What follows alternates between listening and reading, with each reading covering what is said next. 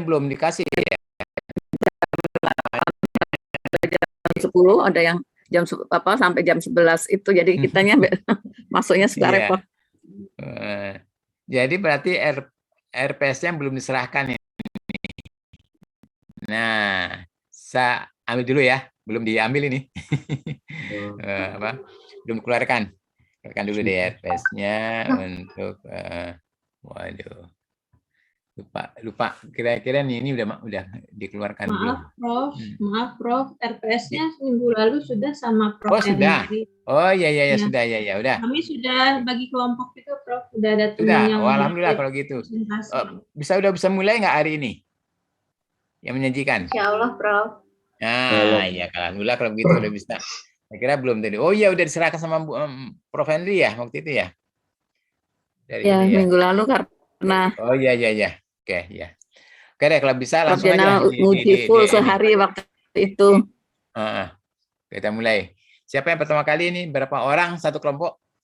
Dua orang, Prof. Dua ya? Pertama saya sama Bu Winda, Prof. Ya, silakan Bu Winda. Silakan. Kita mendengarkan. Share screen ya, Prof. Iya.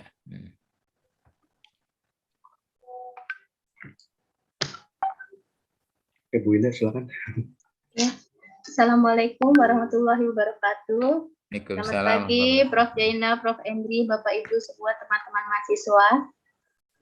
Izinkan kami untuk menyampaikan sedikit pemahaman kami tentang materi pertama, tentang konsep dan definisi psikolinguistik yang akan nanti disampaikan oleh Pak Imam. Dan yang kedua kita coba menjelaskan tentang kajian psikolinguistik, dua yang kami ambil topiknya NLP dan language acquisitions. Itu topik yang akan kami sampaikan pagi ini. Topik pertama, Pak Imam, tentang definisi dan konsep psikolinguistik, dipersilakan. Oke, terima kasih Bu Winda. Assalamualaikum warahmatullahi wabarakatuh. Terima kasih atas kesempatannya. Saat ini kelompok kami akan menjelaskan tentang area yang telah disebutkan oleh Bu Linda. Jadi sebelum kita beranjak tentang psikolinguistik, ada beberapa hal yang perlu diperhatikan.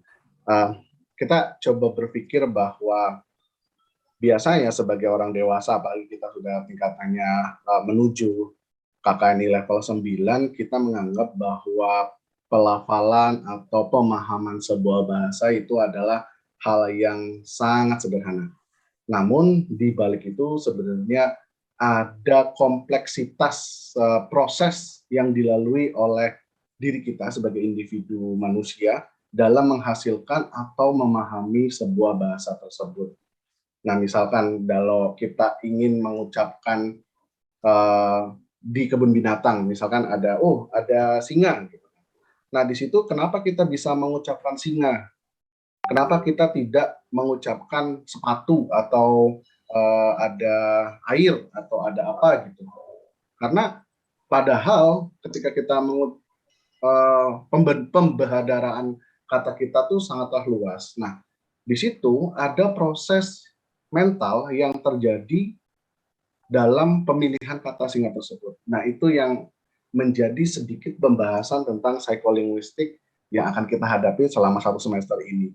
Nah, saya akan sedikit menjelaskan gambaran tentang bagaimana dan apa itu sebenarnya psikolinguistik. Namun sebelum sampai saat itu, kita akan mencoba melihat dari sejarah perkembangan psikolinguistik tersebut. Nah, psikolinguistik dibagi menjadi 4 tahapan perkembangan ilmu ini. Yang pertama ada formatif, kemudian ada linguistik, kognitif, dan psikolinguistik. Di tahapan awal atau tahap periode formatif, psikolinguistik ini dibentuk atau mulai dibahas oleh Gardner, seorang psikolog dari Amerika yang menyatakan bahwa ini sepertinya area psikologi dan area linguistik itu merupakan sebuah area yang bisa dihibridikan atau bisa digabungkan.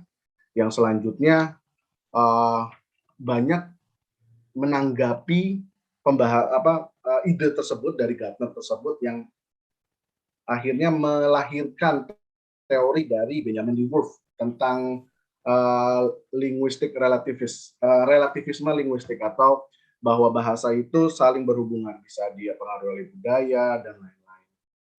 Nah, perkembangan psikolinguistik di area formatif di masa periode formatif dilanjutkan pada linguistik di periode linguistik. Di periode ini yang sangat berperan adalah Noam Chomsky. Di sini ketika Chomsky itu mempertanyakan teori dari Skinner tentang behaviorism. Nah, di sini juga ada pertanyaan dari Noam Chomsky, mengapa bahwa proses pemerolehan bahasa oleh anak dimanapun itu memakai strategi yang sama. Persamaan-persamaan tersebut yang akhirnya menghubungkan apa sih yang bisa menjadi hal-hal yang sama dalam proses pemerolehan bahasa. Oh, ternyata ada dua area yang dilihat, yaitu adalah neurolinguistik dan yang satunya lagi adalah area biologi. Nah, di area biologi dulu saya jelaskan bahwa di area biologi bahwa proses, misalkan kenapa sih anak bayi pertama kali itu sukanya ngomong mama, baba, papa. Nah, di hal tersebut sebenarnya dipengaruhi oleh terbentuknya faktor-faktor biologis pada manusia yang bisa kita lihat pada proses bilabial ini tidak menggunakan organ tubuh penghasil suara secara kompleks, hanya menggunakan bilabial, yaitu dua bibir kita, papa gitu, dan proses dari keluarnya udara dari mulut kita. Nah, itu yang dari biologi. Dan juga menyatakan bahwa di area neurolinguistik, di area ini menunjukkan bahwa ada area tertentu di otak yang khusus ada pada manusia, jadi nggak ada di hewan, yang memiliki kemampuan untuk memproses sebuah bahasa. Nah, tentu ini sangat kontroversial teori tersebut. Makanya ada beberapa penelitian yang selanjutnya mencoba untuk mempertanyakan, membuktikan hal tersebut, bahwa pemerolehan bahasa itu hanya ada dari manusia. Nah, di situ ada penelitian yang berusaha, oh nih hewan kayaknya bisa ngomong nih. Diajarkanlah beberapa penelitian tentang simpanse yang sangat lazim diadakan, diajarkan sebuah bahasa.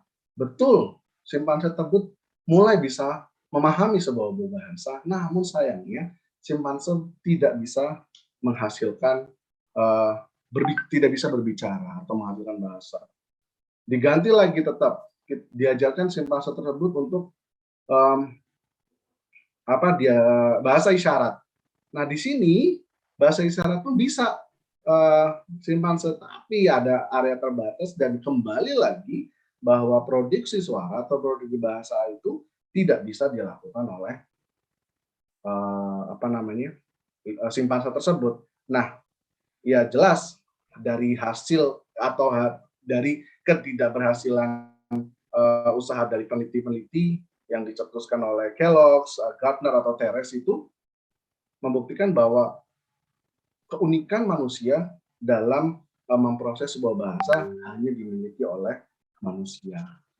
Nah, selanjutnya di periode selanjutnya kognitif langsung menunjukkan hubungan antara bagaimana kita menghasilkan sebahasa dengan hubungannya dengan konsep-konsep kognitif. Nah, contohnya tata bahasa gitu. Kalau ketika kita menggunakan tata bahasa yang benar, itu mengikutsertakan, menginvolve the process of the cognitive pace, like that. Jadi seperti itu. Nah, selanjutnya Di area kognitif kemudian masuklah pada tahapan terakhir sampai yang sekarang ini, yaitu area psikolinguistik yang menunjukkan bahwa psikolinguistik ini tidak bisa berdiri sendiri dan tidak sekedar dua nama yang menggabungkan, dua kata yang menggabungkan psikolinguistik, dari psycho dan linguistik. Namun banyak area-area yang saling berhubungan dan saling menguatkan di kajian psikolinguistik ini. Seperti yang kita lihat di sini, ada area psikologi, yaitu area bagaimana proses mental yang dialami oleh seorang manusia untuk membentuk sebuah bahasa. Kemudian neuroscience yang melihat atau meneliti proses bagaimana proses pemerolehan bahasa atau pemahaman bahasa itu terbentuk pada sistem otak manusia. Nah, karena mungkin makin kompleksnya area ini, muncullah hubungannya dengan computer science. Nah, computer science ini berhubungan dengan kecerdasan buatan untuk memahami proses bahasa yang semakin kompleks, yang nantinya akan ada computational linguistik dan hal-hal lain yang membantu proses penelitian di psikolinguistik, dan tentunya ada proses linguistik itu sendiri. Jadi, ketika kita bicara tentang psikolinguistik, ada 4 hal yang akan kita rangkum pada satu semester ini kemungkinan, yaitu ada comprehensions atau pemahaman bagaimana bahasa tersebut atau proses-proses mental yang dilalui manusia untuk memahami dan menangkap sebuah makna. Kemudian ada productions, dan bagaimana proses-proses yang dialami oleh diri kita, area-area psikologinya, dalam memproduksi sebuah bahasa. Nah, comprehension dan productions itu masuk ke language processing. Dan kemudian ada language acquisitions, atau bagaimana kita memperoleh sebuah bahasa, tentu melihat proses-proses mentalnya. Dan yang terakhir, bagaimana kita melihat biological and neurological basis. Jadi bagaimana hal-hal biologis, hal-hal perkembangan otak mempengaruhi proses pemproduksian sebuah bahasa. Nah, yang selanjutnya akan dijelaskan oleh Bu Winda tentang language processing yang memahami tentang comprehensions dan productions. Silakan Bu Winda.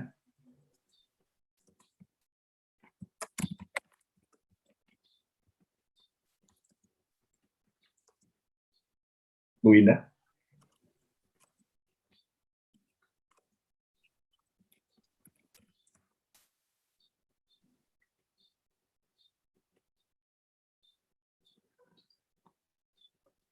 Bu Winda.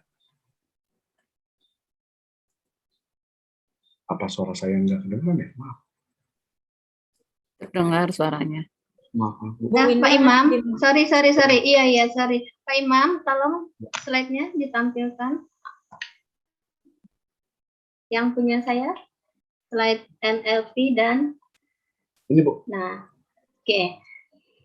Bisa rileks ya Bapak Ibu. Ini kajian yang ada di psikolinguistik, saya hanya membahas tentang NLP dan language acquisition. Ini yang pertama tentang NLP, Natural Language Processing. Ini saya pakai teorinya Hopkins. Jadi apa itu Natural Language Processing? Itu adalah cara seseorang untuk mengambil suatu pengetahuan tentang bahasa, kemudian menyerapnya sebagai informasi, kemudian mengkomunikasikan kembali kepada orang-orang di sekitarnya. Jadi si Hopkins ini dalam bukunya menyampaikan, it's not important to talk about grammar, etc. Just talk what you think and your listener understand what you talking about. Jadi ngomong ya ngomong aja, nggak usah mikirin grammarnya, nggak usah mikirin susunan kata-katanya gitu kan. Selama si pendengar kita paham apa yang kita maksud, ya itulah disebut komunikasi bahasa. Kira-kira seperti itu pengertian dari NLP menurut Hopkins. Nah, next tentang Natural Language Principle. Nah, ini prinsipnya. Prinsip bahasa yang secara sederhana.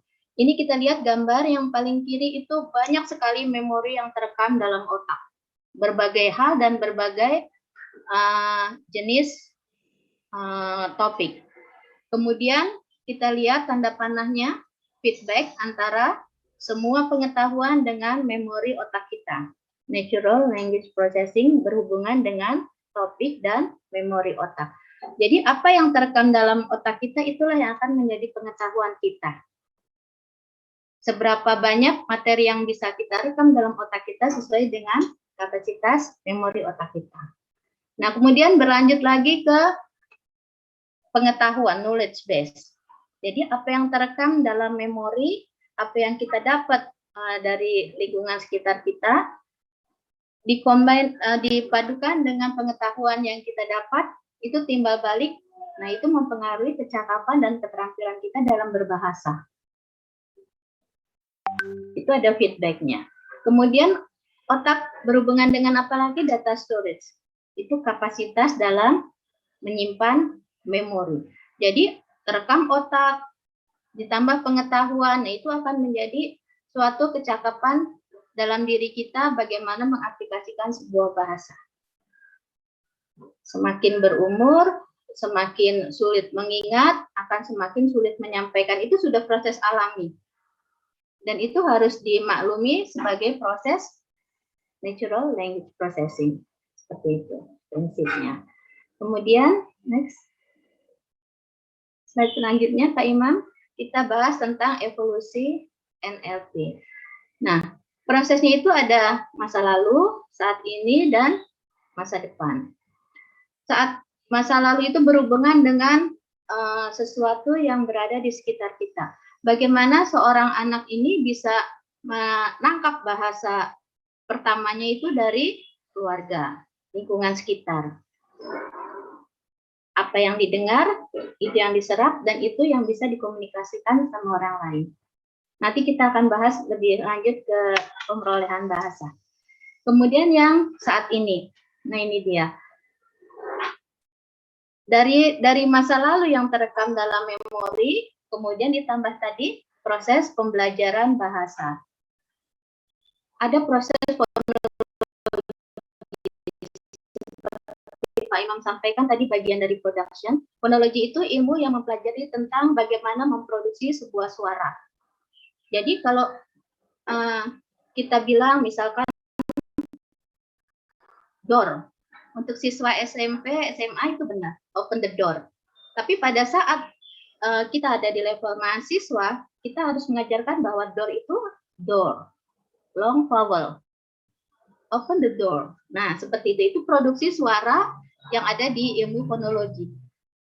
Kalau kita pelajari, maka kecakapan, keterampilan berbicara kita akan semakin meningkat.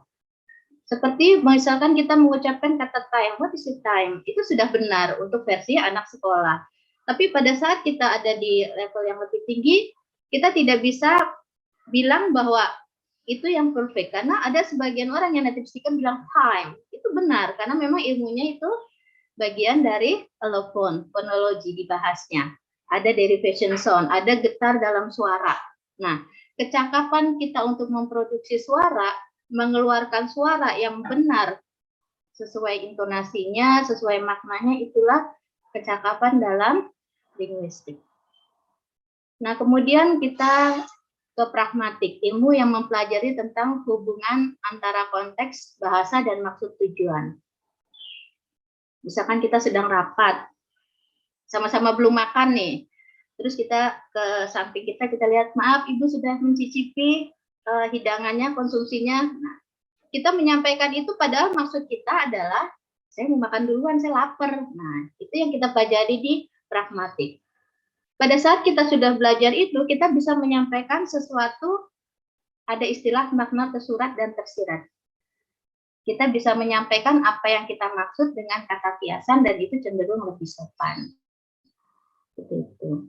Dan kemudian ada tambahan lagi cabang ilmu linguistik satu lagi yang memperkaya keterampilan berbahasa kita, morfologi.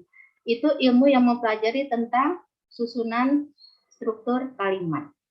Morfem itu bagian yang terkecil, huruf, kemudian beralih ke word, kata, A menjadi saya, nah itu word, kemudian menjadi frase, dua kata yang mempunyai arti, saya makan, kemudian naik lagi menjadi kalimat, saya makan nasi, ada susunan subjek, paragraf, objek, subjek, predikat, objek, kemudian lebih complicated lagi menjadi sebuah paragraf. Banyak sekali yang bisa disampaikan dalam paragraf itu, kecakapan yang dibilang sudah tingkat tinggi. Bagaimana menyampaikan suatu topik menjadi sebuah susunan kata-kata yang panjang lebar tapi bermakna. Nah, ini sampai 3 ini masih lagi kita ditambah lagi ilmu yang lain, sintaks, semantik. Itu dua-duanya dipelajari juga di linguistik. Ini yang kita bicara sudah levelnya tinggi masa depan. Ya, kalau sintaks itu ini mempelajari tentang aturan main berbahasa. Saya memiliki sebuah pulpen, subjek, predikat, objek, keterangan. Gimana kalau kita tidak punya kecakapan itu? Pulpen ini saya punya. Nah, kita sering dengar seperti itu kan. Untuk NLP itu oke. Tapi untuk linguistik tidak tepat. Open the door. Oke, untuk NLP. Tapi begitu kita bicaranya tentang linguistik, kita akan bicara, would you open the door, please? Nah, seperti itu. Itu ilmu yang dikaji di sintak yang menambah pengetahuan berbahasa kita. Kemudian semantik. Ini tentang penggunaan tanda baca, intonasi. Sit down, please. Would you sit down, please? Silakan duduk. Kalau duduk aja, nah itu belum belajar tentang semantik. Semantik itu ilmu yang mempelajari bagaimana memahami sebuah makna dengan mengkombinasikan tindak tutur kita.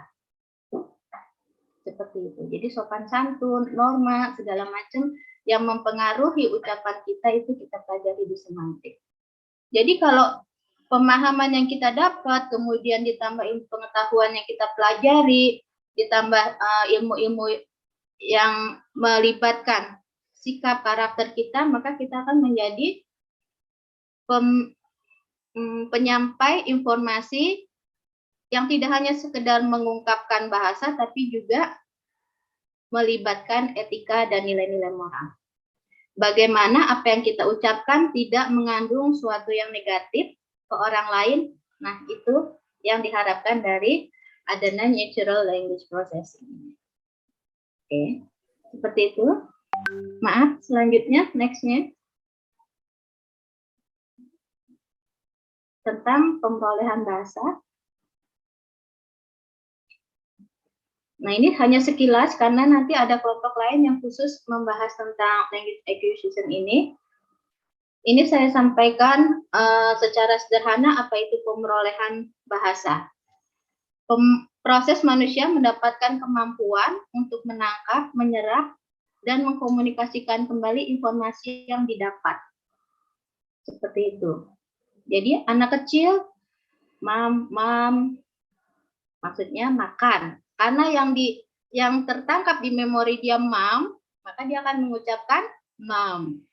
Tapi seiring perkembangan umur, dia akan bisa mengucapkan mamam, misalkan. Semakin berumur lagi, dia bisa mengucapkan kata yang lebih tepat, makan.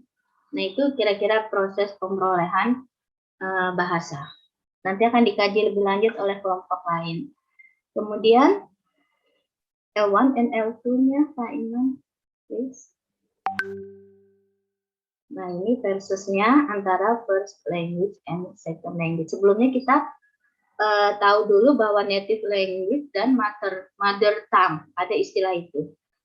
Kalau saya lahir di keluarga Jawa, maka mother tongue saya, bahasa ibu saya adalah bahasa Jawa. Tapi karena saya dibesarkan di Bogor dan tinggal di Bekasi, bahasa sehari-hari saya bahasa Indonesia, maka native language saya adalah bahasa Indonesia. Nah, itu perbandingan antara mother tongue dan native language. Sekarang kita versus antara first language and second language. Kalau bahasa pertama itu diperoleh secara alami, berdasarkan keturunan, berdasarkan lingkungan si anak tinggal. Anak yang tinggal di daerah Bandung, tanpa disadari dia akan cerdas untuk berbicara bahasa Sunda, walaupun dia belum belajar bahasa Sunda, karena lingkungan keluarga dan lingkungan sekitarnya mempengaruhi. Sedangkan kalau second language, bahasa kedua ini diperlukan proses belajar setelah dia mengetahui bahasa ibu. Si anak belajar bahasa Sunda dari lingkungannya, dia mempunyai mother tongue, bahasa Sunda, bahasa ibu. Kemudian dia belajar bahasa Indonesia di sekolah, nah itulah disebut second language-nya si anak. Bahasa yang dipelajari setelah dia mempelajari bahasa ibu. Kemudian perbedaannya apalagi subconscious. Subconscious-nya di bahasa pertama itu tidak perlu proses. Apa yang disampaikan sehari-hari dengan orang tuanya otomatis akan terekam dengan anak dan anak bisa mengucapkan. Natural, alami seperti itu. Tapi kalau second language, bahasa yang kedua, ini diperlukan proses edukasi, proses pembelajaran. Baru dia bisa menyerap dan mengaplikasikan apa yang dia ketahui. Kemudian perbedaannya lagi, tidak perlu petunjuk. Kalau bahasa pertama itu tidak perlu petunjuk, tidak perlu pembelajaran. Ini di luar tentang norma dan nilai moral. Belajar bicara yang tidak yang alami, tidak fokus kepada sopan santun, mam ya mam aja udah. Tidak usah ada kata makan atau apa, itu yang namanya alami, tanpa harus diajarkan atau diedukasi secara berlebihan, itu akan terserap dan otomatis akan bisa diaplikasikan oleh si anak. Tapi kalau bahasa kedua itu perlu diajarkan. Kemudian bahasa pertama itu dengan sendirinya, perbendaharaan kata, susunan kalimat, merangkai, kemudian mengkomunikasikan informasi itu dengan sendirinya bisa. Seperti kita bahasa Indonesia. Anak umur 4 tahun sudah bisa bercerita menggunakan bahasa Indonesia. Padahal dia belum mendapat mata pelajaran bahasa Indonesia. Itu karena apa? Ya karena sehari-harinya menyerap bahasa Indonesia. Tapi kemudian kalau bahasa Inggris sebagai second language-nya, kayak saya misalkan sudah SMP, SMA, kuliah S1, S2, belajar bahasa Inggris, tetap aja perlu kamus. Tetap aja perlu Google Translate pada saat kita perlu untuk memperkaya vocab dan grammar kita. Jadi intinya setiap bahasa pertama itu diperoleh secara natural, secara alami, diserap, kemudian dikomunikasikan dengan cara sederhana dan begitu saja. Tapi kalau second language, bahasa kedua ini diperlukan proses belajar, proses interaksi sampai kemudian bisa mempunyai perbendaharaan kata dan susunan kalimat yang benar. Seperti itu. Yang terakhir, tentang aspek. Next slide, Pak, please. Nah ini, aspek dalam pemerolehan bahasa. Umur berpengaruh. Fase perkembangan bahasa seseorang itu berpengaruh dari umur.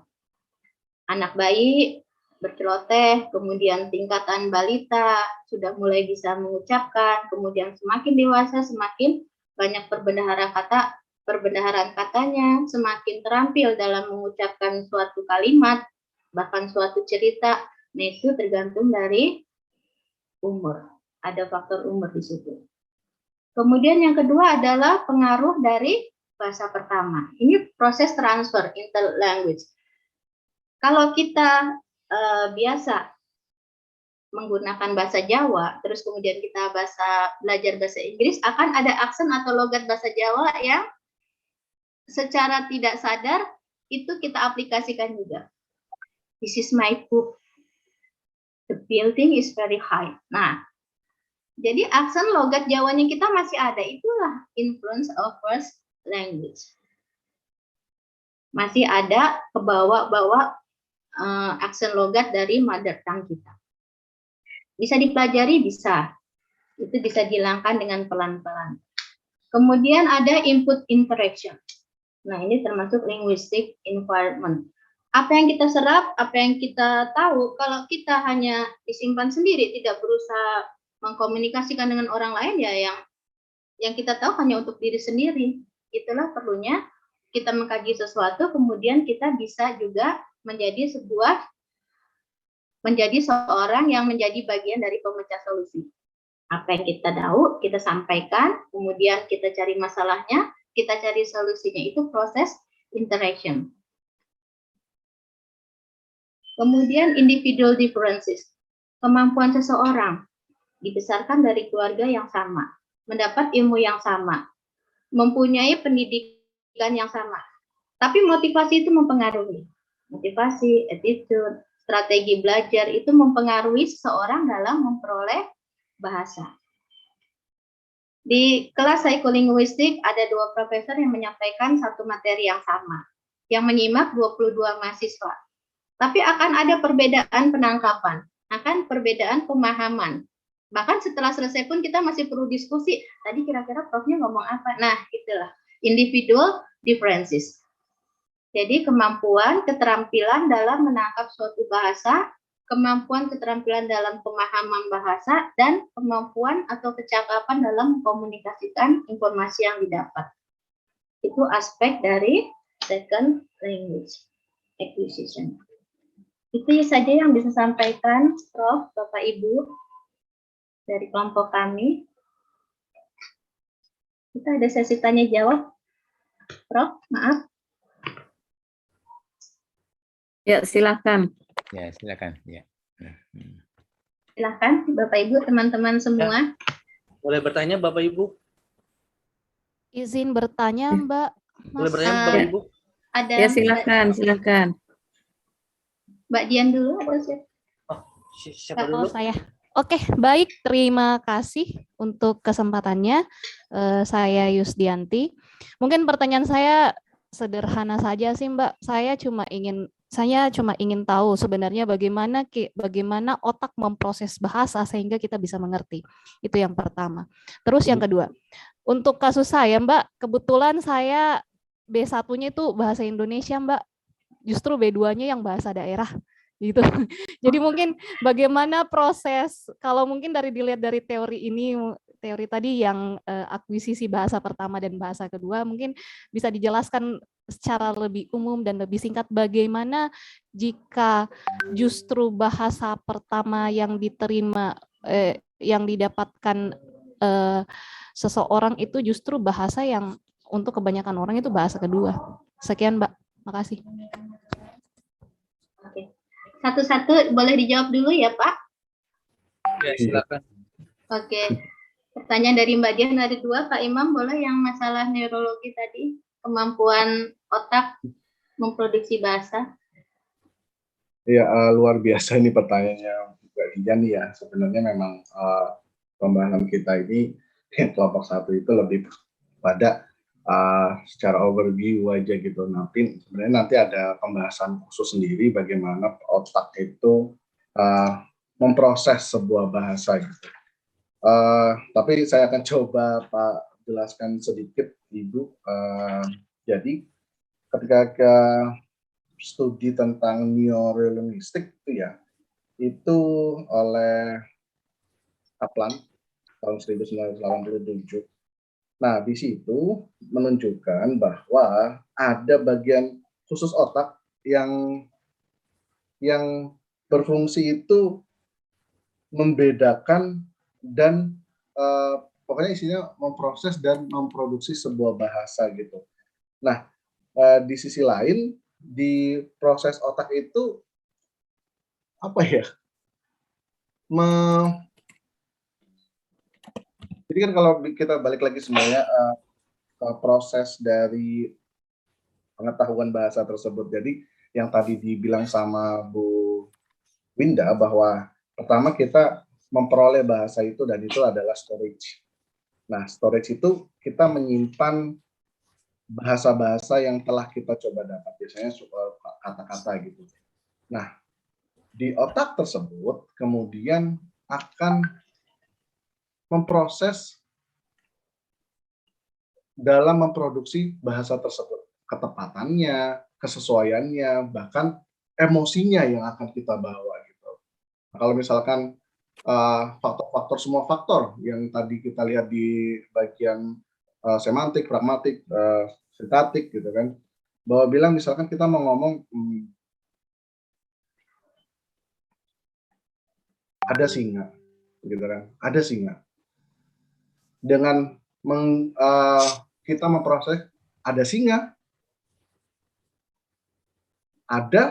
Nah, dari proses semua itu otak yang menentukan bahwa oh ini kayaknya prosesnya kita mau menanyakan nih, ya sudah kita pakai ada singa gitu kan. Nah, itu salah satunya. Dan salah satu jadi proses otaknya adalah ketika yang sering ada itu pelawak lah gitu kan.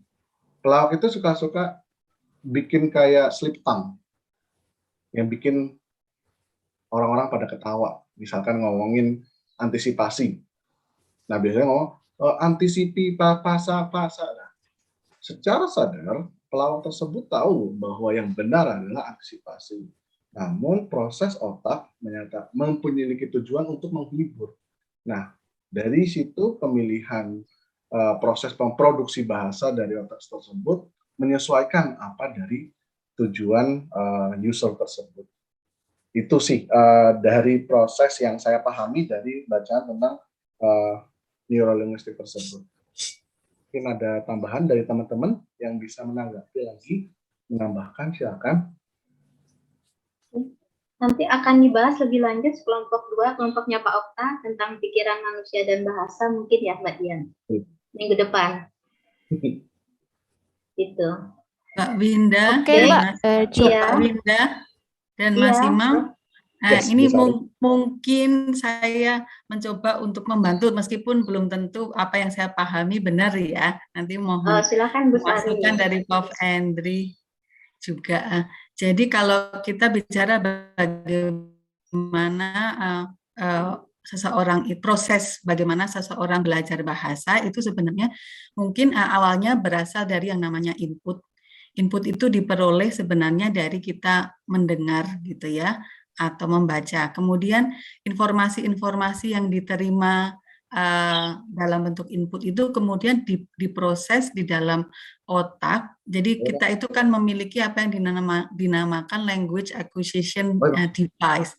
Jadi ada peralatan-peralatan ya termasuk saraf dan sebagainya di dalam otak yang nanti bertugas untuk memproses input yang masuk ke dalam otak kita. Jadi sama seperti misalnya kalau anak kecil itu kan mendengar dari ibunya selalu bilang mama gitu ya, mendengar bunyi gitu. Mama, kemudian dia mencoba memproses kok ada bunyi mama gitu.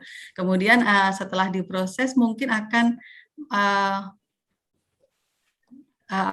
karena ada pajanan yang cukup banyak begitu ya dan sering terus-menerus, kemudian setelah diproses akan keluar menjadi input di mana mereka kemudian belajar untuk juga meniru mengucapkan mama. Itu saja menambahkan, mungkin itu bisa membantu pemahaman mengenai prosesnya. Terima kasih. Bu Sari. Ini sebelum pertanyaan berikutnya tadi Mbak Dian ada pertanyaan kedua tentang bagaimana kalau bahasa pertamanya itu justru bahasa asing, kemudian bahasa keduanya baru bahasa daerah, begitu ya Mbak Dian ya? Ya Mbak. Oke. Tadi di awal-awal saya menjelaskan perbedaan antara mother tongue dan native language. Jadi kalau mother tongue itu identik dengan bahasa ibu kita, bahasa daerah. Kalau native itu yang bahasa keseharian kita.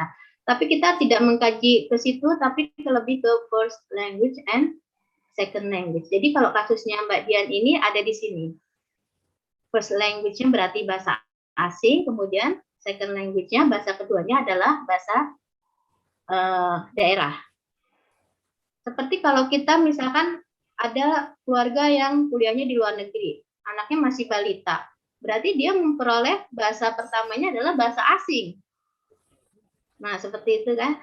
Dengan sendirinya karena lingkungan, karena mungkin percakapan sehari-hari yang dia dengar adalah bahasa asing, maka ini anak tanpa harus belajar bahasa Inggris, misalkan kalau orang tuanya di sana bahasanya bahasa Inggris, tanpa harus dia sekolah belajar bahasa Inggris dia udah bisa. Tapi giliran dia pulang ke Indonesia, dia akan kedodoran bahasa Indonesianya, akan kebalik-balik. Tapi akan bermasalah tidak? Seiring perkembangan waktu, di mana dia tinggal, di mana dia bisa berinteraksi, dia akan mengkondisikan sendiri tuh kemampuan bahasanya. Bahasa Inggrisnya mungkin masih ada, masih nyantol, akan terekam dalam memori, tapi pada saat dia lama di Indonesia, dia tidak belajar bahasa Inggris, tidak melakukan interaksi bahasa asing sehari-hari dengan intens, ya bahasa Indonesianya akan lancar lagi. Tanpa harus dia belajar khusus di pendidikan bahasa Indonesia. Kira-kira begitu, Mbak Dian. Oke, bisa saya tambahkan sedikit, Ibu? Boleh, Mas Adi, silakan. Oke, jadi sebelum kita menjawab tadi, bagaimana kalau bahasa asing lebih dulu dipahami, baru bahasa yang lain. Sekarang kita harus pahami dulu konsep first language itu seperti apa, second language itu apa. Bukan berarti orang yang tinggal di Indonesia itu first language-nya Indonesia. Jadi first language itu bahasa pertama yang diakuisisi pertama kali. Kalau dia lingkungannya di situ misalnya orang Arab, lingkungannya Arab, lingkungan temannya Arab, maka first language-nya adalah di situ Arab. Setelah dia keluar, dia bertemu dengan lingkungan yang berbeda, menggunakan bahasa Indonesia dan lain sebagainya. Nah, itu yang disebut dengan second language-nya dia. Jadi seperti itu. Jadi first language itu bukan tentang kita tinggal di Indonesia, pada umumnya kita emang menggunakan bahasa Indonesia sebagai first language. Tapi kalau ada sebuah lingkungan yang misalnya kayak lingkungan Arab menggunakan itu, maka dia adalah tadi sebelah dengan Ibu Winda, sekolah di luar negeri segala macam. Itu kenapa? Karena lingkungannya segala macam bahasa yang diakuisisi pertama kali adalah bahasa Inggris. Bukannya berarti dia orang Indonesia, justru bahasa Indonesianya itu menjadi first language. Bukan first language-nya yang pertama kali dia gunakan, yang dia kuasai adalah bahasa Inggris itu sendiri.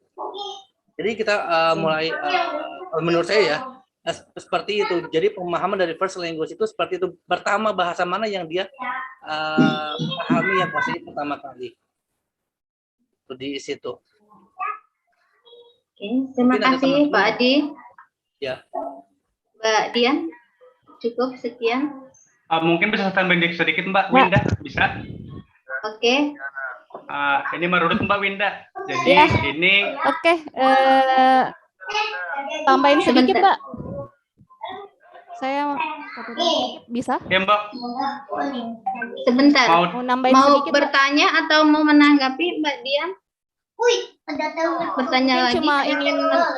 Mungkin cuma ingin memberi perspektif lain aja Mbak. Untuk masalah yang bahasa pertama dan bahasa kedua, saya setuju dengan Pak Ari Wijaya. Saya bisa terima konsepnya bahwa B1 adalah bahasa yang boleh bahasa sederhananya mungkin bahasa yang pertama kali diajarkan lah kepada anak. Sedangkan yang B2 yang setelah dia terjun ke lingkungan, bahasa yang didapatkan dari lingkungannya itulah B2-nya. Mungkin kalau untuk kajian kedepannya mungkin teman-teman kita bisa mungkin melihat bagaimana sebenarnya efek penguasaan terhadap bahasa tersebut terhadap misalnya kepada seseorang tersebut. Maksudnya begini Mbak, contoh, saya kan B1-nya bahasa Indonesia, B2-nya itu justru baru bahasa Bugis karena saya orang Bugis. Nah, untuk bahasa Indonesia ketika orang mengatakan menggunakan sampai istilah-istilah tertentu yang mungkin sulit dan jarang digunakan orang-orang di dalam kehidupan sehari-hari lah, dalam bahasa sehari-hari saya bisa mengerti kalau bahasa Indonesia. Sedangkan untuk bahasa daerah, ketika misalnya orang menggunakan bahasa Bugis di kampung saya, pada tahap-tahapan tertentu itu saya tidak mengerti Mbak, karena saya kan bahasa keduanya adalah bahasa daerah. Makanya mungkin salah satu efek yang bisa saya lihat ketika untuk kekurangan dari B2 ini adalah transisi dari B2 ini adalah kita tidak bisa menguasai konteks tertentu yang konteks tertentu dalam konteks tertentu yang melekat pada suatu bahasa itu. gitu Mbak. Terus yang kedua mungkin untuk bahan pertimbangan ke depannya mengenai neuroscience ini mungkin lebih ke sebenarnya untuk kita sebagai ahli bahasa dari sampai di mana batasan kita untuk dalam hal neuroscience ini, apakah kita harus mengkaji saraf-saraf juga, atau misalnya kita harus betul-betul tahu tentang otak itu sendiri bagaimana, atau kita hanya batasannya sampai bagaimana bahasa tersebut diproses dalam otak. Itu saja sih Mbak, makasih. Ya, Mbak Winda mungkin saya bisa tambahin sedikit menanggapi. Halo Mbak. Mbak Maaf, Winda. koneksi saya jadi ganti HP. Silakan. Terima kasih. Ya. Saya Silakan. mau menambahin dikit, Mbak, nggak, saya nggak bertanya kok. Cuman ini mungkin pengalaman saya, Bapak Ibu. Kak Adi Jaya mungkin yang kita tinggal di Kelapa Gading ya. Kan Bapak Ibu kalau di daerah Jakarta kan terutama, maaf ya bukan mau rasis, tapi orang-orang Tionghoa di sini kan Bapak Ibu rata-rata kan sekolahnya itu di sekolah-sekolah nasional plus atau internasional yang mereka sejak lahir Bapak Ibu sudah diajarkan berbahasa Tionghoa dan sekolahnya itu sudah menerapkan bilingual language atau yang di Cambridge Curriculum Bapak Ibu. Nah, ini sebenarnya ada yang disampaikan oleh Kak Adi Jaya tadi benar. Cuman kemarin itu tahun lalu itu ada keanehan terjadi Bapak Ibu. Mungkin halo, kedengaran kan suara saya Bapak Ibu? Halo. Kedengaran. Ya, dengar. Jadi ini case-nya ini karena penelitian Bapak Ibu, saya ngajar itu di St. Peter School. Jadi sekolah kita menerapkan triple language lah atau multi language. Jadi bahasa pengantarnya adalah bahasa Inggris, di rumah mereka kesehariannya bahasa Mandarin, dan nanti mereka sama teman-teman bahasa Indonesia. Lalu saat itu dibuat penelitian oleh sekolah kami Bapak Ibu, lalu ditestifier untuk di asesmen kebahasaannya. Ada yang aneh Bapak Ibu, jadi waktu mereka itu didatangi oleh CFR Cambridge, jadi rata-rata kebahasan mereka itu sudah, kalau untuk CFR-nya di IELTS itu sudah sekitar 4,5 sampai 5 loh Bapak Ibu. Itu sudah TOEFL sekitar 500. Dan untuk Mandarinnya itu udah N3. N3 loh Bapak Ibu ya. Paling tidak untuk TOEFL Junior kalau untuk tadi CFR-nya. Dan juga untuk Mandarin itu N3 udah tinggi banget Bapak Ibu ya. Lalu mereka bahasa Indonesianya itu dites di UTBKI. Kan kalau sekarang kan Bapak Ibu ada tes bahasa Indonesia ya, UTBKI-nya itu malah yang mereka sering gunakan malah itu di bawah 4 Bapak Ibu. Nah, lalu kan kita tanya sama profesornya yang dari lalu kita tanya itu apakah lalu dijelaskan panjang lebar, dijelaskan kalau B1 B2 itu sebenarnya boleh tergantung kepada bahasa yang mereka kuasai pertama. Tetapi penelitian lanjut mengatakan kalau anak-anak yang sejak kecil Bapak Ibu belajar bahasa Mandarin, tetapi nanti setelah besar mereka nggak gunakan, lalu mereka nggak gunakan lagi, mereka nggak bisa berbahasa Mandarin, cuman mereka bisa menanggapi Bapak Ibu, karena mereka listeners-nya itu responsif untuk neuroscience, untuk mereka mendengar itu, mereka lebih pekat karena bayi dari umur, kalau nggak salah dari umur 4 atau 3 bulan sampai umur 7 tahun itu, mereka kan untuk listening-nya itu, penyerapannya itu 100% Bapak Ibu. Jadi mereka itu kalau sudah dewasa katanya, kalau mereka tidak pernah menggunakan bahasa Mandarin, mereka tidak bisa berbicara bahasa Mandarin, nggak bisa nulis bahasa Mandarin, tetapi mereka bisa ngerti katanya ucapan-ucapan dalam bahasa Mandarin. Itu sih Bapak Ibu. Jadi untuk B1 B2 benar, tapi dari penelitian tersendiri kalau penguasaannya itu bisa kok B2 itu lebih dominan daripada B1. Itu sih untuk case-nya di tempat kami Bapak Ibu. Sekian. Thank you Kak Adi. Iya. Bu Winda boleh menambahkan Bu Winda? Bu Winda boleh menambah? Maaf, izin ke Prof. Iya, Bu Winda. Kita sampai jam berapa? Mungkin Profnya mau menyampaikan. Prof boleh. Lanjut. Oke, silakan Bu Uri. Jadi berdasarkan bisa juga dari bahasa 1 bahasa 2 itu dilihat dari kompetensinya gitu, misalnya berdasarkan pengalaman saya, misalnya saya orang Jawa gitu ya, tapi karena saya tidak pernah menggunakan bahasa Jawa tersebut, jadi saya hanya paham tapi tidak bisa berbicara bahasa Jawa tersebut gitu. Sedangkan kalau misalnya bahasa Indonesia saya paham, terus saya juga bisa menggunakannya untuk sehari-hari. Jadi di dalam proses di otak kita itu ada yang pengetahuan yang kita tahu dan kita bisa menggunakannya, dan ada juga yang kita tahu tapi kita nggak bisa menggunakannya gitu. Jadi mungkin dari kasusnya Mbak Dian itu bisa dilihat dulu kira-kira mana sih yang benar-benar kompeten di bahasanya. Jadi Mbak Dian bisa gunakan apakah kedua-duanya memang bisa digunakan untuk berbicara dan mengerti, atau misalnya hanya Bugis aja gitu. Ternyata misalnya untuk Bugis Mbak Dian ngerti tapi nggak bisa bicara, bisa menggunakan kosakata bahasa Bugis tersebut begitu. Dan kalau memang kedua-duanya bisa, berarti artinya Mbak Dian mempunyai bilingual artinya gitu. Jadi mempunyai kompeten untuk kedua bahasa tersebut. Begitu aja, Bu. Boleh menanggapi Bu Winda? Oke, terima kasih ya Bu Wuri. Silakan Bu Tia, ini yang tentang apa? Ya, dalam menanggapi, mohon maaf sebentar. Dalam menanggapi dikaitkan dengan teori apa yang menjadi usulan Anda gitu. Dari teori-teori sudut pandang teori apa yang digunakan. Jadi bukan hanya pengalaman saja, tapi kaitkan dengan teori karena kita S3. Ya, gitu baik, ya. Prof. Ya baik, Prof. Saya ingin, ya karena diskusi kita tentang pemrograman bahasa, tentang bahasa ibu, ya. Tapi sebenarnya memang ya, kalau Chomsky bilang bahwa bahasa itu innate property, jadi anugerah kodrati. Tapi sebenarnya para ahli psikolinguistik sendiri juga mempertanyakan apakah benar ada bukti biologis yang mendukung bahwa pemuraian bahasa itu adalah proses kodrati. Karena saya pernah membaca sebuah penelitian, ada seorang anak yang dari lahir sampai umur tertentu tidak pernah, jadi anak tersebut di treatment, bahwa dia itu di treatment supaya tidak mendengarkan satu kata pun, gitu. Ya tadi kan Chomsky bilang bahwa ya memang bahasa itu ada innate property, bahwa bahasa itu kodrati, alamiah gitu ya.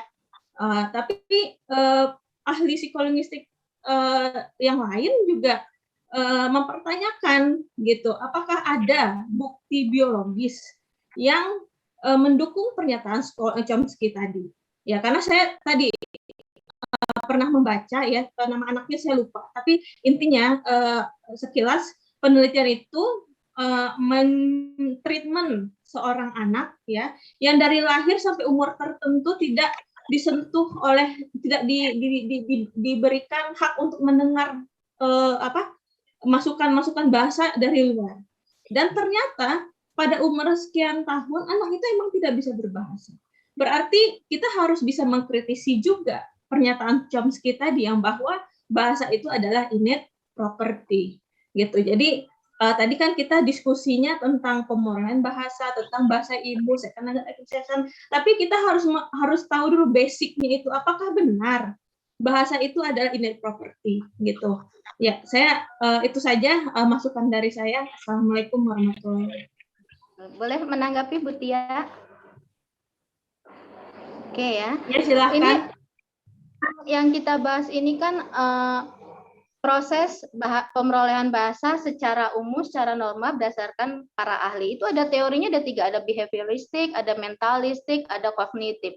Kalau yang behavioristik itu kan menyatakan anak ini apa yang didapat, ya apa yang diperoleh dari lingkungannya, apa yang diajarkan oleh lingkungannya. Karena anak ini tidak punya pembawaan dari lahir bisa langsung berbahasa. Apa yang dia serap, ya itulah yang akan dia ucapkan. Nah, kemudian kalau teori mentalistik itu tadi menyangkut juga memori otak dan psikomotorik si anak. Nah, kasusnya bukan kasus yang disampaikan Bu Tia tadi ini tentang gangguan berbahasa karena memang mentalnya tadi di pressure untuk dia tidak bisa mengucapkan suatu kata. Tapi ini tidak menutup kebenaran teori dari ahli itu, bahwa sebenarnya ya tadi pemulanan bahasa itu ya memang secara alami, secara kodrat itu benar, bahwa dalam prosesnya terjadi penyimpangan bahasa, terjadi gangguan bahasa, kan itu tadi soal mentalis, soal psikomotorik. Terus teori kognitif, ini yang terakhir, memorinya bagus, memori otaknya bagus, psikomotoriknya juga lengkap, tapi dia punya keterbatasan intelijensi. itu akan mempengaruhi suatu bahasa. Seperti tadi Bu Tia nyebutin anak yang di pressure tidak bisa mendengar sehingga sehingga dia tidak bisa mengucapkan, itu kan bukan berarti secara kodrat dia tidak bisa bicara. Dia tidak bisa bicara karena dia mendapatkan treatment yang menghambat kemampuan dia untuk menyerap informasi sehingga terhambat juga cara dia mengkomunikasikan pikiran, perasaan dia ke orang lain. Seperti itu. Jadi ada 3 teori yang kita juga harus rangkum bagaimana pemerolehan bahasa itu dilakukan. Di luar itu ada gangguan bahasa, ada penyimpangan bahasa, itu tidak menutup kebenaran teori yang ada gitu. Benar kalau itu berarti kalau dilihat dari sisi behavioristik. Iya Bu, menambahkan Ya. Bu, menambahkan. Ya, baik, kembali kepada topik utama ya, kembali pada topik utama kita pertemuan pertama ini apa. Nanti di pertemuan yang berikutnya ada yang membahas agar tidak tumpang tindih gitu. Nah, ruang lingkup pertemuan pertama tadi apa? Konsep, definisi, dan kajian psikolinguistik. Ya, itu kita ini nanti kalau mendalami lagi tentang bagian pemerolehan itu di pertemuan berikut nanti ada gitu nah ya, biar lebih dapat itu. Nanti tentang struktur dari bahasa itu sendiri di pertemuan berikutnya ada gitu. Nah, kalau semuanya dibahas di pertemuan pertama ini nggak cukup waktunya, nanti selain melenceng akan terulang di pertemuan yang berikutnya lagi. Nah, sekarang ruang lingkup untuk duduk persoalannya psikolinguistik itu apa sih yang akan dibahas? Ya, oke, membahas tentang pemerolehan ada. Kemudian tentang apalagi bahwa bahasa itu diproduksi ya. Diproduksi ada alat produksinya, maka dengan pendekatan neuroscience bahwa dalam otak manusia itu ya sinap-sinap dan saraf-sarafnya itu punya tugas-tugas tertentu. Nah, mana yang otak bagian mana yang tugasnya untuk memproduksi kosakata, otak mana yang digunakan untuk memahami kosakata. Itu kan sama-sama kosakata, tapi yang satu memproduksi, yang satu memahami. Kalau yang memproduksinya lancar tuh ngomong kayak beo. Ya nggak lancar, kosakatanya lancar. Nah, itu di bagian otak seperti itu. Nah, kemudian kalau nggak bisa memahami, ya dia bisa memproduksi tapi tidak bisa memahami. Nah, seperti apa? Ada yang produksinya lemah tapi pemahamannya bisa memahami. Nah, itu seperti apa? Nanti yang diharapkan secara normal bahwa dalam otak manusia itu semua berjalan secara kodrati. Ini disebut. Nah, ya, jadi kodrati yang disampaikan Chomsky itu benar ada ya, bahwa manusia itu dari sejak lahir punya otak ya, otak itu punya fungsi-fungsi. Nah, hanya pemberdayaan fungsi otak itu yang membuat seseorang itu berbeda. Fungsi otak contoh di sini Brokanya orang Indonesia, orang Jawa lah katakan Brokanya orang Jawa untuk bisa memahami kosakata dengan orang Inggris sama. Hanya katanya yang satu menggunakan kata bahasa Jawa, yang satu menggunakan bahasa Inggris. Tapi proses untuk memproduksinya sama. Nah, itu yang disebut nanti dengan apa? Ada yang Chomsky mengatakan ada tata bahasa universal. Nah, itu semuanya sama. Itu dilihat dari aspek produksi ya, yang disampaikan oleh secara biologis bahwa manusia itu punya alat yang memproduksi bahasa, yang alat-alat yang digunakan untuk komunikasi ya. Ada alat pusat penggeraknya itu ada di otak, dan ada biologis yang untuk menyalurkan, ada yang di bibir, ada di rongga ya, dental dan segala macam itu. Nah, itu kalau contoh gini, gerakan bibir kalau tidak digerakkan oleh otak bisa nggak menghasilkan suara yang seperti itu? Itu hanya suara, tapi kan otak bukan hanya suara, juga terkait dengan makna, ya kan? Dan terkait dengan makna. Nah, bagaimana menggerakkan makna, ya menggerakkan intonasi, kemudian bahwa itu mempunyai arti yang berbeda.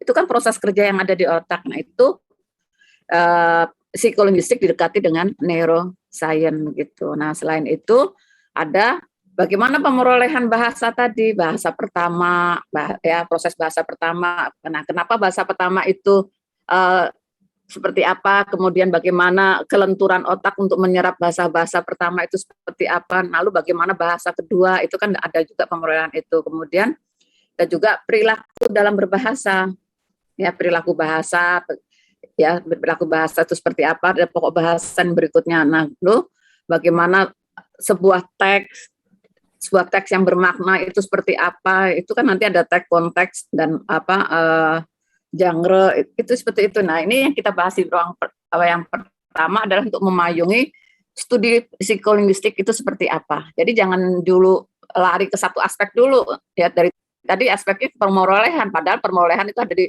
pertemuan yang berikutnya lagi nanti ada gitu. Nah, kita dudukkan persoalan tentang psikolinguistik ya yang saat ini didekati dengan neuropsikolinguistik gitu.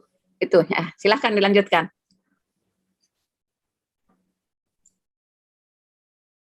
Ibu Endri, boleh bertanya Ibu? Maaf. Oh, teman-teman. Masih mute Bu Winda. Silakan Pak Adi. Ya, tadi kita masih membahas tentang psikolinguistik ya. Mungkin ini kajian kebahasan secara mungkin saya akan agak mention sedikit, maka saya akan bertanya juga dengan Ibu Endri juga nanti. Jadi saya melihat dari konsep dari definisi dari bahasa itu sendiri, kita harus lebih tekankan di situ sebagai sebuah alat yang digunakan untuk mengekspresikan pikiran, perasaan, dan lain sebagainya antara penutur dan pendengar, antara penulis dan pembaca, sehingga terjadinya interaksi perubahan pesan dan perubahan behavior. Tadi Pak Imam mengatakan bahwa jika kita pergi ke kebun binatang melihat ada singa, ya kita katakan itu singa, bukan air dan sebagainya.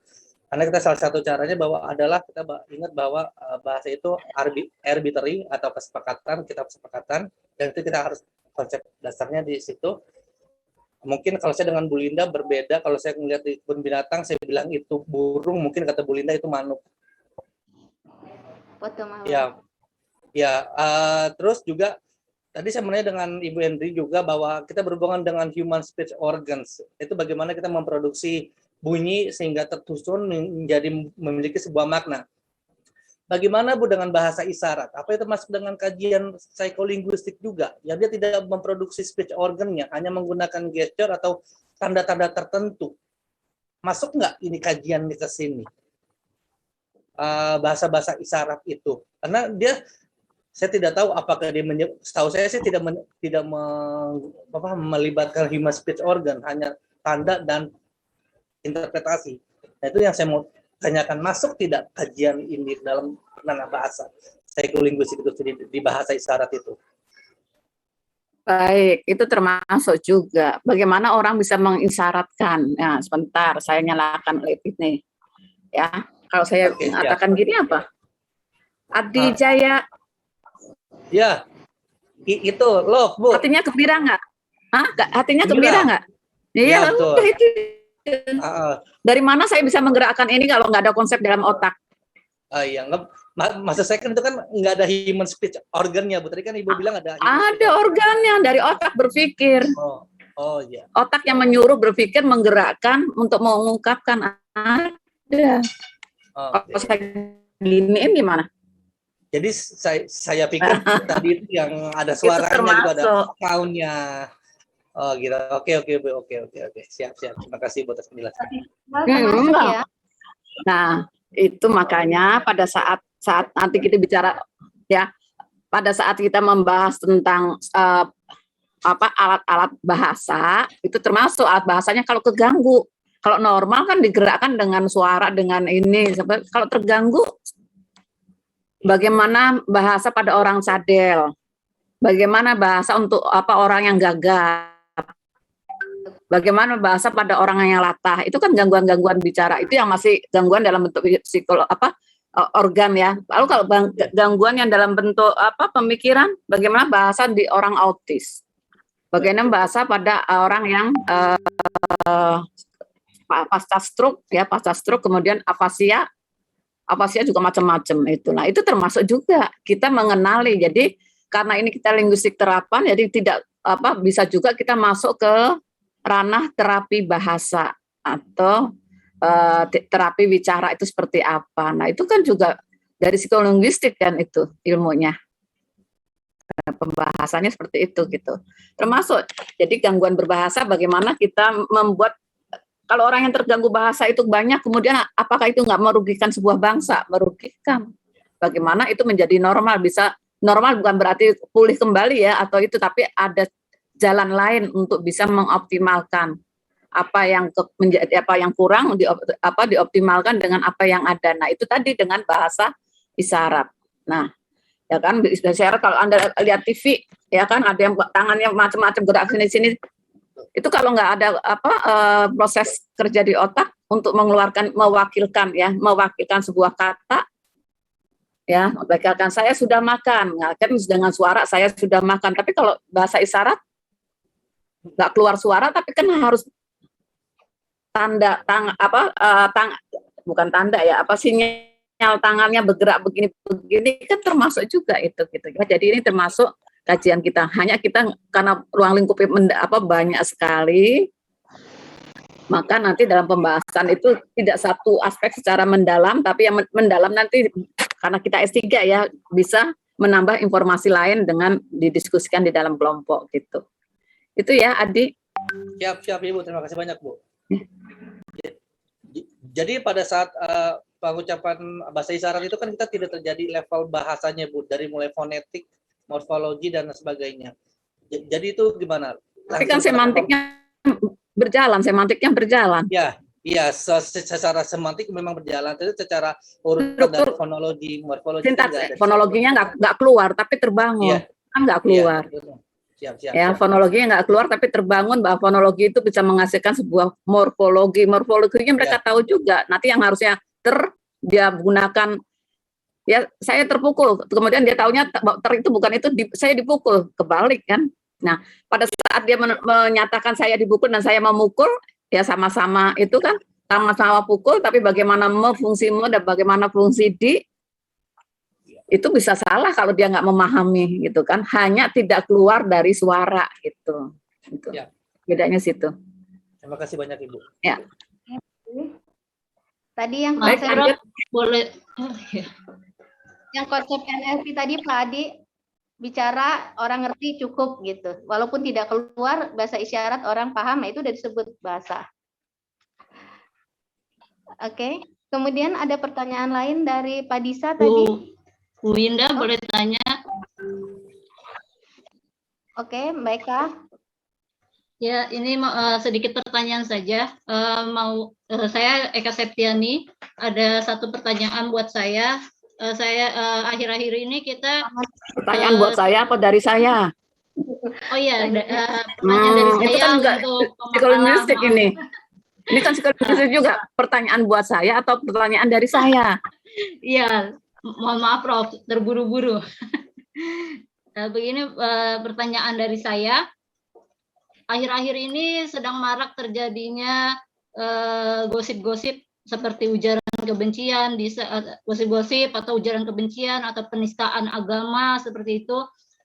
Kalau dikaji dalam kajian psikolinguistik ini, apakah bisa? Kalau bisa, kira-kira bisa dimasukkan ke cabang linguistik yang bagian mana? Seperti itu dari saya. Terima kasih. Wassalamualaikum warahmatullahi wabarakatuh. Izin menjawab deh ya Bu. Kalau nampaknya kalau kita berbicara apakah ini bisa diteliti ataukah ini masuk kajian dari mana, sulit kita menjawabnya ya Bapak Ibu ya. Pertama kita akan kembalikan pada diri kita sendiri tentang pengetahuan kita, dasar pengetahuan kita terhadap aspek psikolinguistik misalkan di sini. Jangan langsung ini bisa nggak ya diteliti di bagian ini, tapi kita coba pemahaman dulu lebih tentang area psikolinguistik itu, psikolinguistik itu areanya seperti apa, kemudian hal-hal apa yang bisa kita teliti.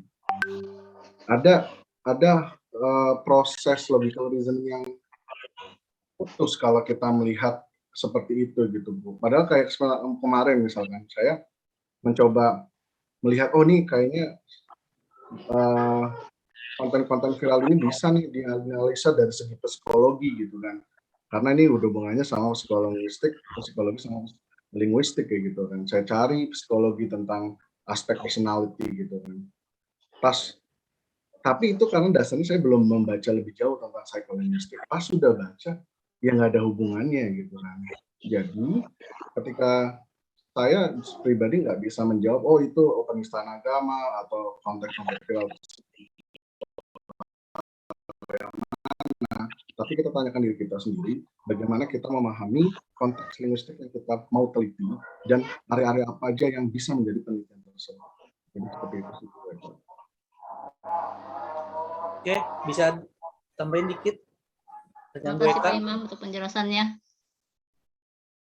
Boleh tambah sedikit? Iya, boleh Pak, silakan. Iya tadi Bu Eka menanyakan tentang ujaran kebencian, bisakah dimasukkan ke dalam ranah psikolinguistik?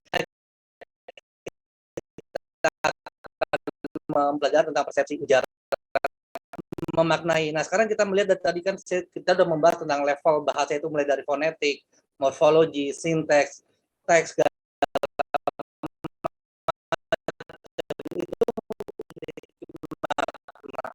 secara utuh dan bisa memberikan fonem. Fonem memiliki makna tersendiri. Peh, beh, teh, deh, nggak ada. Morfologi juga. The smallest unit of language that is used to distinguish meaning. It cannot separate into smaller part. Mulai dari bu, beh, u, ke. Maknanya nggak ada. Tapi di level mana? Di level kata. Itu udah memiliki makna. Makna itu kita bisa asosiasikan tergantung dari keadaan dan sebagainya. Di ranah inilah kita sudah mulai bermain dengan psikolinguistik itu. Psiko dan linguistik, perasaan, mental, keadaan dan sebagainya. Itu udah masuk. Maaf, dulu kita kalau mendengar nama cebong, kampret, itu asosiasinya pasti ke binatang. Tapi sekarang orang dikatain kecebong, dipanggil kecebong, kampret, maknanya bukan lagi binatang, mungkin ke bagian tertentu. Nah, disinilah kita bermain. Nanti ada mulai dari kata, terus ke kalimat. Kalimat nanti bermain di area semantiknya di mana, sinteksnya semana, semantiknya gimana, pragmatiknya juga gimana. Nanti ada yang lebih tinggi lagi, ada konteks, ada coding, ada encoding, ada decoding, itu masuk semua. Terus bisa dikaji, bisa mungkin dengan kajian lain. Sekarang ada disebut dengan kajian forensik linguistik. Bagaimana untuk menelusuri sebuah makna itu lebih jauh. Kalau dibilang bisa. Karena sekarang ada kajian kebahasan itu banyak. Ada orang yang kerjasama dengan forensik di kedokteran, di kepolisian untuk mengkaji sebuah segala macam untuk mengetahui sebuah masalah. Jadi kalau menurut saya itu bisa dimasuk ke sini, cuman nanti dengan menggunakan ilmu-ilmu pengetahuan yang lain, yang mungkin nanti dengan forensik linguistik itu sendiri. Oke, mungkin teman-teman bisa ditambahkan, atau Bu Hendri, atau yang siapa. Terima kasih, mungkin hanya segitu.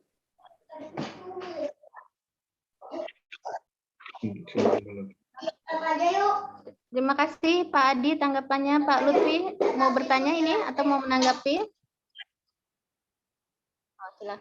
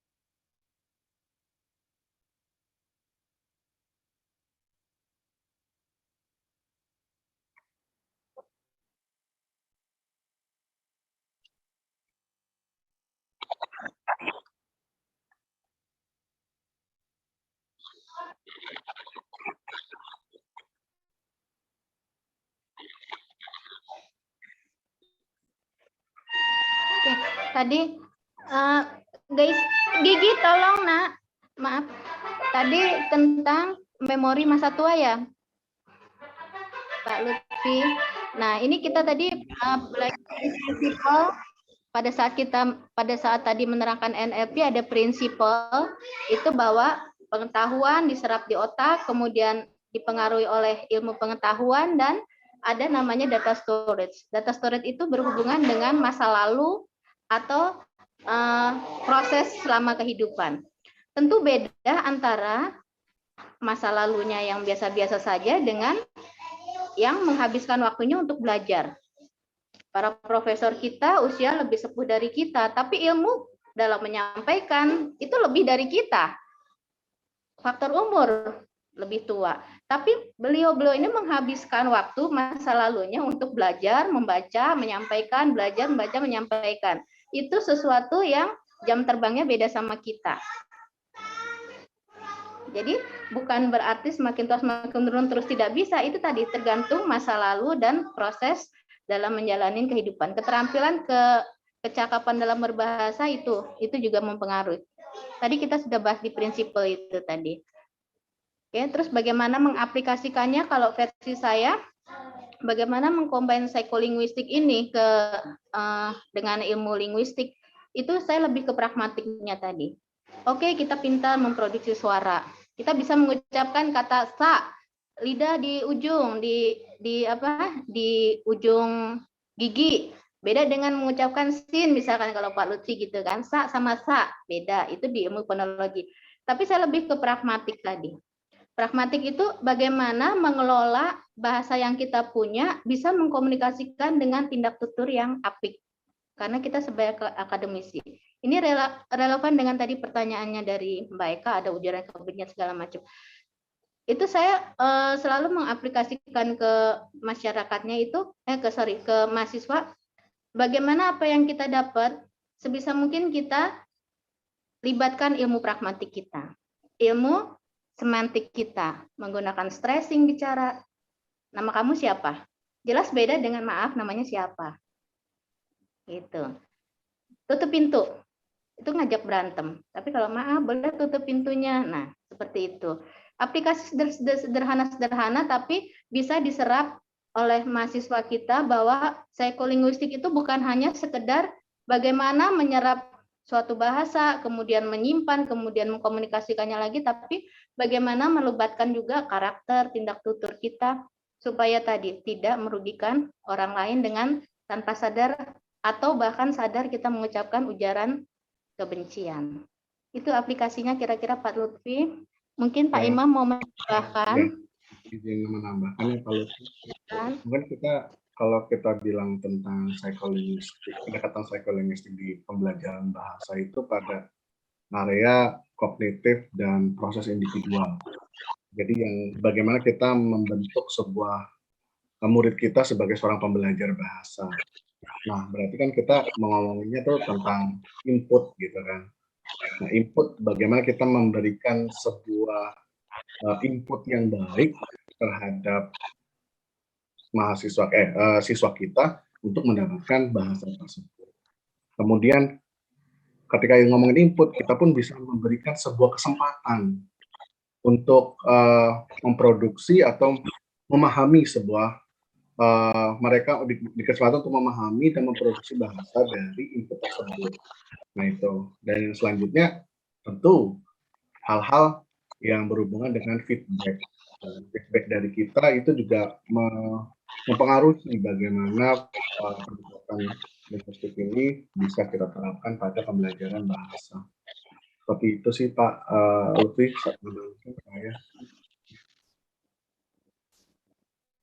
Oke, mungkin bisa menambahkan untuk proses memori itu tadi ya. Menurut teorinya Rita Atkinson bahwa memori itu sesuatu informasi masuk ke dalam persepsi itu hanya 8 detik. Terdengar nggak suara saya? Sinyalnya terganggu. Terdengar, Bu. Ya, hanya 8 detik. Nah, untuk 8 detik itu kalau nggak diapa-apain, nggak ada apa-apa ya jatuh, lupa, hilang, ya gitu. Kemudian masuk ke memori jangka pendek. Nah, memori jangka pendek itu juga storage-nya hanya 8, kapasitasnya 8 digit yang bisa diingat, 8 digit. Nah, oleh karena itu ada teori bagaimana Changkin ya memendek-mendekkan. Coba kalau saya tanya nomor teleponnya Eka nggak akan mungkin menyebutkan 801 mama, tapi pasti ada pemotong-pemotongnya. Nah, itu agar memudahkan untuk diingat ya kan. 081 pasti diem.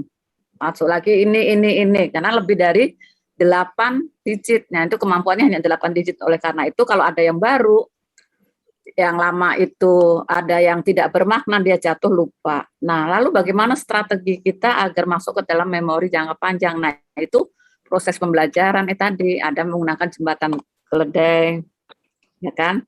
Terus ada yang dengan pengulangan sehingga masuk ke dalam memori jangka panjang. Dan memori jangka panjang itu kalau kita hanya memasukkan, bagaimana merecall-nya. Seperti kalau kita masukkan baju dalam lemari, kemudian diuwel-uwel, begitu mau ngambil, jatuh semuanya. Padahal kita ngambil 1, tapi yang jatuh bisa 4, bisa 5. Nah, bayangkan kalau itu sebuah informasi yang ada dalam otak kita, kalau nggak ditata untuk masuk. Nah, yang untuk ditata itu teori pembelajarannya menurut ada sari pelajaran, lupa, udah nih gangguan otak ada di otak kan, begitu mau diomongin lupa. Nah, ini saya sudah terkena gangguannya seperti itu. Ya, pembelajaran bermakna itu bisa ada bagaimana menyusun informasi agar bisa diambil dari mana yang bersifat ingatan sampai bagaimana yang berupa aplikasi, itu semua tertata. Begitu yang ingatan itu pasti cepat, ya kan? Begitu ditanya kapan perang Diponegoro terjadi, langsung bisa lupa menyampaikan. Tapi mengapa perang itu terjadi? Nah, itu proses menggabung-gabungkan sebuah informasi sehingga bisa dikeluarkan. Nah, itu teori dari memori itu. Nah, peran bahasa juga sangat besar di situ. Bagaimana untuk konsep bermakna bisa disimpan di dalam otak memori jangka panjang. Itu salah satunya seperti itu. Gitu. Ya, dilihat dari organ biologisnya itu memori bekerja dalam otak dan kemampuan menyimpannya setelah prosesnya itu ada. Lalu bagaimana agar memori dapat tersimpan yang bermakna ya konseptual itu baru dari aspek bahasa. Itu mungkin itu. Ya, Prof. Jana akan menambahkan. Ya, Prof. Monggo, Prof. Oke, makasih. Ya. Jadi sebenarnya kelompok pertama ini judulnya apa ini? Konsep judulnya lingkup ya, kajian psikolinguistik ya, ya, itu kan lingkup kajian psikolinguistik. Ya, kalau berbicara kita kan sebaiknya memulai dari awal benar, awal dan pengertian. Diberikan pengertian dulu tentang psikolinguistik itu kan mulai dari itu kan ilmu interdisiplin antara linguistik dan psikologi kan gitu. Jadi sedikit aja kita bicarakan. Sebenarnya apa itu psikologi, apa itu linguistik, apa itu psikolinguistik kan gitu. Nah, itu kan jelas itu mulai dari awal. Psikologi itu kajian ilmu yang mempelajari tentang awalnya dianggap mempelajari jiwa manusia, tapi ternyata jiwa itu kan abstrak. Sesuatu yang abstrak padahal di dalam kajian ilmiah itu yang dikaji adalah sesuatu yang bisa diobservasi, yang bisa diamati. Nah, sementara jiwa itu kan nggak bisa diamati secara fisik, kasat mata. Yang bisa dilakukan adalah gejala kan. Nah, gejala itu tergambar di dalam perilaku kan gitu. Nah, itu kita berikan pengertian itu dulu. Jadi pengertian psikologi itu adalah ilmu yang mempelajari tentang gejala-gejala yang pada akhirnya melahirkan perilaku. Nah, jadi bagaimana rangsangan yang terjadi untuk melahirkan perilaku itu. Ini itu kajian dalam psikologi. Bagaimana hakikat reaksi terhadap rangsangan itu terjadi. Dan bagaimana proses akal otak ya. Yang terjadi sebelum reaksi itu terjadi dan sesudah reaksi itu terjadi. Kan itu. Nah, apa itu linguistik? Nah, linguistik kan kita tahu secara umum bahwa linguistik dalam psikologi pun karena perkembangannya makin besar, maka dia berkembang menjadi beberapa aliran kan. Kita tahu bahwa ada aliran yang mentalistik, behavioristik, kemudian kognitivistik kan gitu. Nah, baru kita masuk apa itu linguistik. Linguistik itu adalah ilmu bahasa yang mengambil bahasa sebagai objek kajiannya kan, bahasa sebagai objek kajiannya. Ya, kita tidak menguraikan secara panjang lebar, itu kan hanya untuk mengantarkan kita kepada apa itu psikolinguistik kan gitu. Baru kita masuk ke dalam kajian psikolinguistik. Nah, kata-kata kan harus dikaji secara sejarahnya kan sudah. Ya, sejarahnya sedikit lah sejarahnya munculnya istilah psikolinguistik. Yang mana sebelumnya orang mengenal adanya linguistic psychology atau psychology of language kan. Itu kan muncul. Kemudian pada akhirnya, nah, karena ada orang ahli linguistik yang mencoba ingin mengkaji linguistik bukan hanya dari linguistik saja, tapi dia ingin mengkajinya dari sudut ilmu lain, psikologi. Maka ada orang ahli linguistik yang merambah ke ilmu psikologi. Ya. Kemudian sebaliknya yang terjadi, ada juga orang yang ahli psikologi yang ingin mendalami ilmunya itu atau mengkaji ilmunya itu dari sudut lain, ilmu linguistik. Ya, itu terjadi kedua ahli ini bergabung menjadi mengkaji tentang hal yang sama, bahasa, tapi dari sudut pandang ilmu mereka sendiri, maka muncullah apa yang disebut dengan psikolinguistik kan gitu. Nah, sekarang psikolinguistik itu apa? Kalau sudah kita tahu artinya interdisiplin antara linguistik dan psikologi atau psikologi dengan linguistik. Maka kita lihat, nah di dalam beberapa buku itu sudah banyak sekali diuraikan, ya banyak diuraikan bahwa di dalam kalau bicara tentang psikolinguistik, tentu kita bicara sebenarnya apa domain yang dikaji oleh psikolinguistik itu. Apa domainnya? Coba apa domainnya kira-kira yang dikaji psikolinguistik itu? Kita tahu lihat tadi adalah ada ilmu linguistik, ada ilmu psikologi, yang keduanya bergabung mengkaji dalam satu hal yang sama, tapi dari sudut latar belakang mereka masing-masing. Ada yang mengkaji dari sudut pandang mereka sebagai orang ahli bahasa, ada orang yang mengkaji orang ahli bahasa mengkaji bahasa dari ingin mengkaji mendalami bahasa tapi dari sudut pandang linguistik psikologi, dan demikian juga orang ahli psikologi ingin mengkaji psikologinya dari sudut pandang bahasa. Nah, oleh karena itu domain psikolinguistik itu apa jadinya? Nah, kalau kita lihat secara singkat, kan psikologi itu kan proses rangsangan atau proses yang terjadi dalam otak atau pikiran manusia. Yang proses itu terjadi terjadi rangsangan atau dia memang ingin melakukan respon atau ada pada saat dia stimulus atau respon. Jadi dalam hal ini kan ada yang disebut dengan di dalam bahasa sehari-hari kita menyebutkan sebagai komprehensi atau pemahaman atau comprehension. Apa yang dipahami? Ya, karena pemahaman ini terkait antara dua, baik antara psikologi dan linguistik, yang dipahami tentu linguistik kan. Nah, siapa yang memahami itu? Dari sudut pandang psikologi, maka dilihat yang memahami itu tentu ada satu proses yang terjadi di dalam orang. Proses yang terjadi itulah yang dikaji di dalam, ternyata proses itu ada di dalam otak manusia kan gitu. Nah, ini terkait dengan, baru kita mengkaji tentang adanya kaitan antara otak dengan bahasa. Jadi kan yang dikaji pertama kali ini adalah masalah komprehensi, masalah pemahaman. Pemahaman itu kalau dari sudut pandang linguistik, dia kan hanya mengkaji secara semantik saja misalnya. Atau maksimal hanya sebagai pragmatik konteks ya, berkaitan dengan konteks. Tapi di sini tidak, kita mengkaji pemahaman itu dari sudut pandang bagaimana pemahaman itu bisa terjadi. Bagaimana pemahaman itu bisa terjadi? Terjadinya ada dalam diri orang yang mempunyai jiwa, yang mempunyai mental. Nah, ini terkait dengan itu. Yang mempunyai pikiran, yang mempunyai otak. Jadi proses pemahaman ini terjadi akibat adanya proses yang terjadi di dalam otak manusia. Nah, jadi di sini yang disebutkan adalah bagaimana manusia itu memahami ujaran, dan bukan hanya ujaran, karena bahasa itu kan ada yang spoken, ada yang written. Jadi ada yang diucapkan, ada yang tertulis. Jadi bagaimana proses otak itu terjadi pada saat memahami bahasa lisan maupun bahasa tulisan. Kalau kita membaca kan juga terjadi proses dalam otak kita dalam memahami. Baca, otak kita tuh bekerja dia dalam memahami kata per kata, kalimat per kalimat, konteks per konteks, paragraf per semuanya itu yang tentu dari berbagai aspek yang harus dilihat kan. Komprehensi itu menjadi wilayah kajian atau domain yang begitu luas. Jadi bagaimana dia mengkomprehensikan kata, kalimat, konteks, ujaran segala macam baik tertulis maupun yang diucapkan. Dan itu nanti banyak sekali terkait dengan bagaimana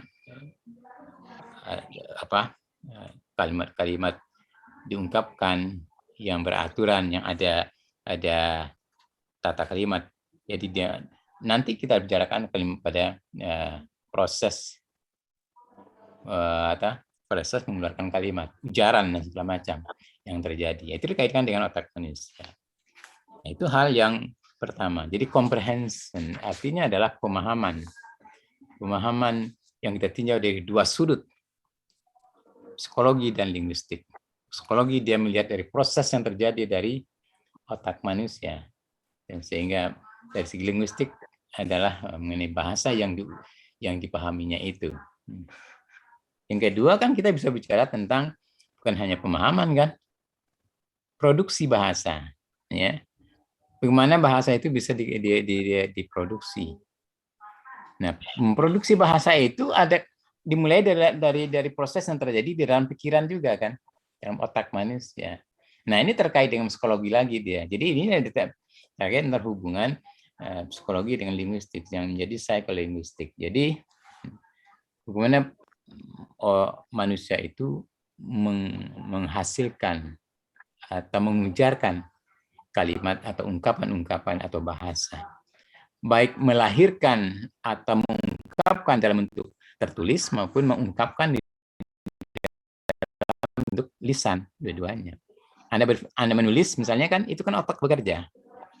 Nah, jadi tidak hanya aspek linguistiknya saja yang muncul, ini kata apa yang dipilih, ini benar atau kalimat itu tidak, tetapi proses itu dimulai dari proses yang terjadi di dalam mind kan.